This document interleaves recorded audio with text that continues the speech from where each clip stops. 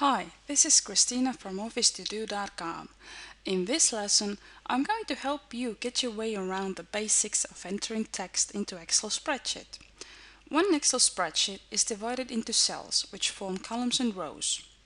Text can be entered into every one of them. However, it's necessary to think through the purpose of this workbook beforehand. The reason behind this is the layout that needs to support the purpose. When thoroughly thought through, layout saves you time and is easier to follow. The purpose and audience of this document requests the layout. It may be that you need to have some data input fields and other fields that use this data. It's wise to separate those onto different sheets. On those sheets, think through what information logically follows what.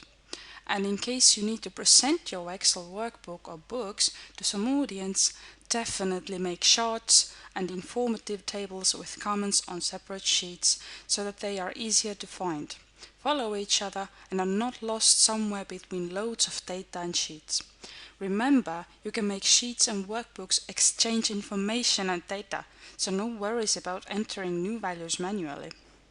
We'll come to that later, but at this point it is important to remember that thinking through your layout and structure is essential. Since Excel is basically a huge table, you usually enter data in such a manner that the descriptions, title of the columns or rows, and data are all in organized manner in a separate columns or rows.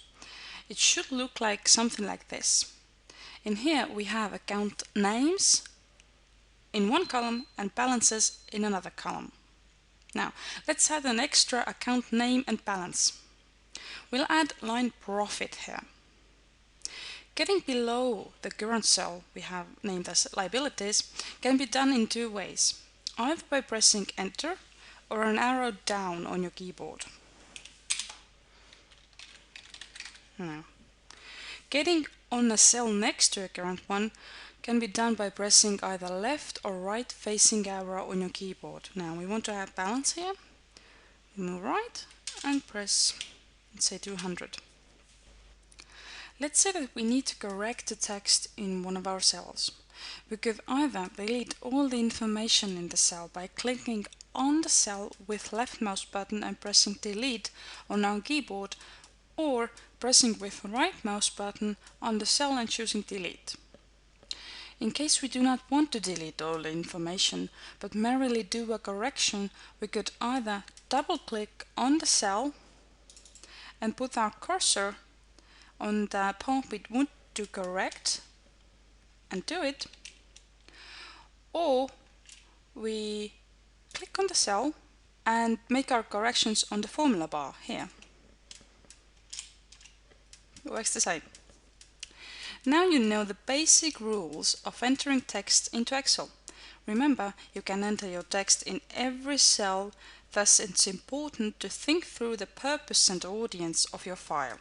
It's also handy to remember correcting the text in cells because deleting and retyping can be time-consuming. Thank you for watching and see you in our next lessons at OfficeToDo.com. Bye!